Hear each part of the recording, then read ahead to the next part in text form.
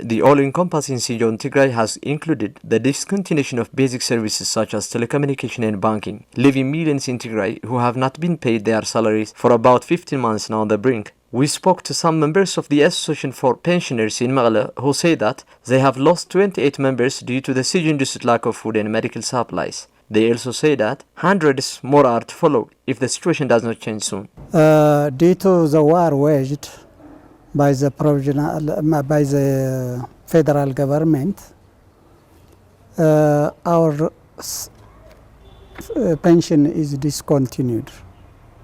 Due to that, a lot of families are suffering from lack of food, from lack of medicine, and several also lost their life. The basic necessity to establish our association, the Pensioner Association, is the problem itself, the suffering, because our monthly salary is already terminated for the past 15 months. Recent situation, there is a suffering, a shortage of food in all these surrounding 10,000 pensioners. Medical treatment, shortage of medical treatment. There is a human disaster. We can say it's a human disaster.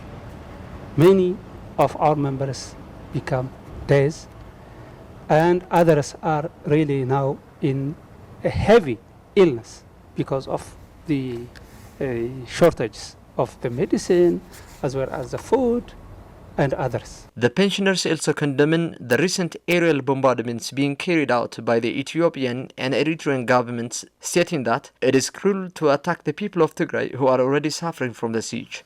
The government also bombarding using air strikes, drones. The vulnerable for this one are children, women, and older people. The bombardment is all over Tigray. All these bombardments are illegal by the law, because the law says, especially the Universal Declaration of Human Rights of the 1948 says, every individual human being had the right to live freely, but we didn't. Lastly, the pensioners call on the international community to put enough pressure on the Ethiopian government and its allies to stop their war and sit for a political dialogue. The international community, they have to inflict the